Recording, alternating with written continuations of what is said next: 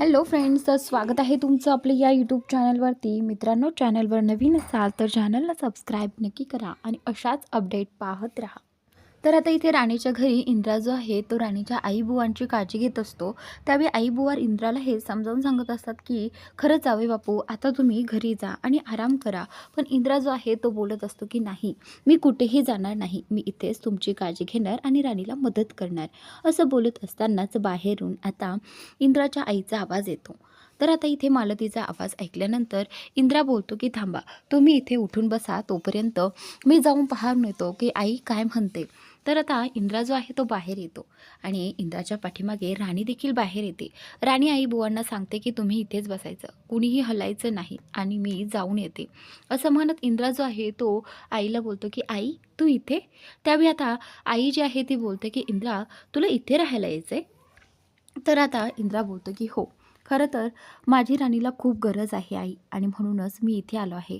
तर आता इथे आई बोलते की हे बघ इंद्रा, मला तुझी काळजी वाटते. मला सांग, इथे तुला राहण्यासाठी, तुला झोपण्यासाठी मऊ गादी आहे?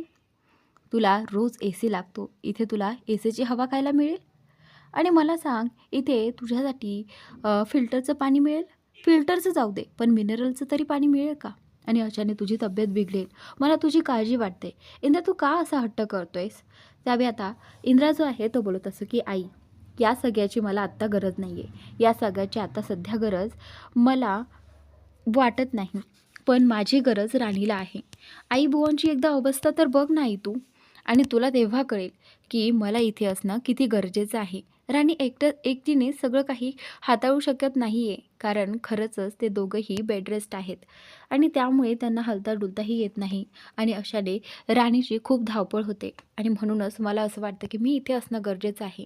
राणीने नेहमी माझी मदत केली आणि आता मला तिची मदत करायची आहे, आणि त्याचमुळे आता तू मला तिला मदत करण्यावाचून थांबवू नकोस.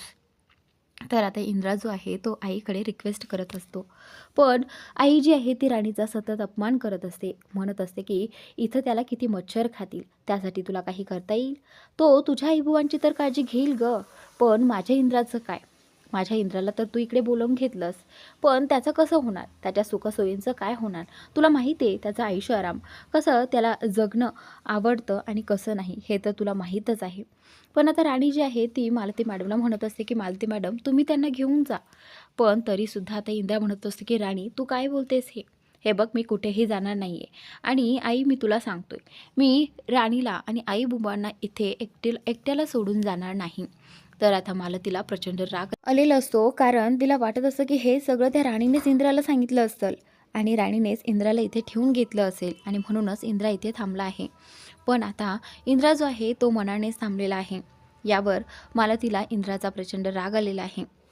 तर आता इथे बुवा जे आहेत ते, त्यांना वाटतं की नक्की काय झालं असेल बाहेर, असं म्हणत आता ते बाहेर हळूहळू बाहेर येतात. आणि त्यावेळी इंद्रा आणि राणी दोघेही जण पाहत आहेत की बुवा बाहेर आलेत, त्यांना त्रास होतोय तरीसुद्धा. तर दोघेही तिकडे धावतात आणि त्यांना उठवून बसवतात. त्यावेळी मालती पाहते की बुवांची अवस्था, पण तरीसुद्धा ती त्यांना समजावून घेत नाही. तर आता मालती बोलते की हे बघ इंद्रा, तुला राहायचं आहे ना, तर राहा इथेच. तर असं म्हणत आता ती तिथून निघून गाडीमध्ये जाऊन बसते. इकडे राणी जी आहे ती मालतीकडे धावत पडत जाते आणि मालतीला सांगू लागते की सरांना तुम्ही घेऊन जाऊ शकता, मी इथे त्यांना थांबवलेलं नाही आहे. पण मालती जी आहे ती बोलते की हे बघ राणी, तुला काहीही वाटत असेल, पण येत्या 24 तासात मी इंद्राला इथून घेऊनच जाणार. इकडे आता राणी जी आहे ती खूप विचारात असते. राणी आता इथे आबासाहेबांकडे येते आणि आबाला बोलू लागते की आबा, खरं तर इथे यांची काही गरज नाही आहे, तुम्ही यांना घेऊन जाऊ शकता, तुम्ही त्यांना समजावून सांगा हवं तर. तर आता आबा बोलतात की नाही, तो इंद्राचा सर्वस्वी निर्णय आहे आणि मी काहीच करू शकत नाही, पण खरं तर तो तुझ्या मदतीला हवा आहे असं मलाही वाटतंय. खरं तर इंद्रा, मला तुझा गर्व वाटतो, अभिमान वाटतो की तू राणीची मदत करण्यासाठी इथे थांबलायस. त्यावेळी आता इथे इंद्रा बोलतो की थँक्यू आबा, तुम्ही तरी मला समजून घेतलंत. आबा आणि बाकीचे सगळेजण आता घरी निघतात. खरं तर विक्रम आणि उर्मिलाला वाटलं होतं की आता खूप मोठा धमाका होईल आणि तमाशा पाहायला मिळेल, पण असं काहीच झालेलं नसतं. तर आता सगळेजण घरी येतात. घरी आल्यानंतर इकडे मालती प्रचंड चिडचिड करत असते.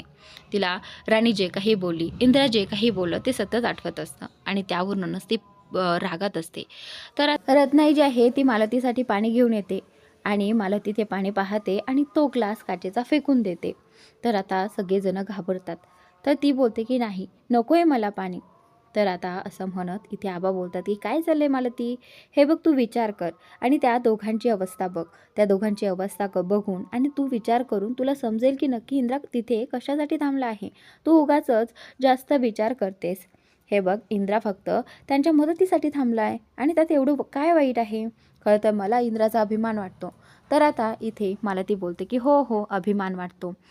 खरं तर त्या राणीमुळेच आपला इंद्रा तिथे थांबलेला आहे आणि तुम्हाला हे कळतच नाही. तुमच्या डोळ्यावर पट्टी बांधलेली आहे ना.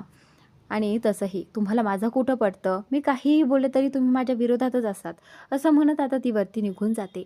इकडे राणी जी आहे ती विचार करत असते की इंद्रा सर इथे थांबले, मला ती मॅडमच्या विरोधात जाऊन इंद्रा आता आई बुवांना सांगतो की आई बुबा, तुम्ही कसलीही काळजी करू नका, मी इथे तुमची काळजी घेण्यासाठी आहे. आणि तुम्ही आईचा विचार तर अजिबातच करू नका. ती थोडी रागावलेली होती म्हणून बोलली, नाही तर ती बोलली नसती. आणि तिने विचार केला तर ती समजूनही घेईन मला. इंद्रा जो आहे तो बोलतो की चला आता तुम्हीही झोपा आणि मीही झोपतो. तर त्यावेळी राणी बोलते की सर तुम्ही कुठे झोपणार. त्यावेळी इंद्रा बोलतो की बाहेर बाज आहे ना, मी त्यावरती झोपेल, मोकळ्या हवेत. असं म्हणत आता ती त्याला अंथरूण वगैरे टाकून देते. पण राणीला प्रश्न पडतो, बाहेर मच्छरही सरांना चावतील, पण मग सर कसे झोपतील. तरीही इंद्रा बोलतो की काही टेन्शन घेऊ नकोस, मी झोपेल आणि एकदा झोपून पाहिल्यावर मला कळेल ना झोप येईल की नाही. तर आता राणीला हे पाहून खूप भारी वाटतं की सर तिच्यासाठी इथे थांबले आहेत, तिच्या मदतीसाठी. राणी इमोशनल होते. राणी जी आहे ती इंद्राला बोलते की सर खरं सांगू का, आज मला खूप बरं वाटलंय. खरं तर मला तुमच्या मदतीची खूप गरज होती आणि तुम्ही मला समजून घेतलं.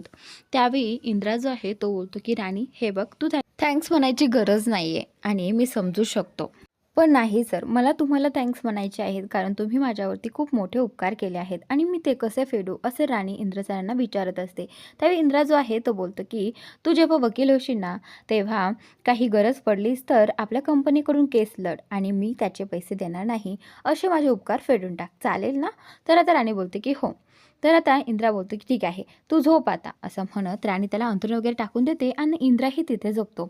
इकडे हा जो गजा आहे ना, तो इंद्रा झोपल्यानंतर त्याचा फोटो काढतो आणि विक्रमला पाठवतो. विक्रमला पाठवल्यानंतर विक्रम म्हणतो की मी याचीच वाट पाहत होतो आणि आता बघ आता काय होणार, असं म्हणत विक्रमने आता इंद्राला मारण्यासाठी काही माणसांना पाठवलेलं आहे. आता इकडे इंद्राला थंडी वाजत असते. राणी, इंद्रा आणि गोट्या सगळेजण मिळून शेकोटीसमोर शेकत बसलेले आहेत.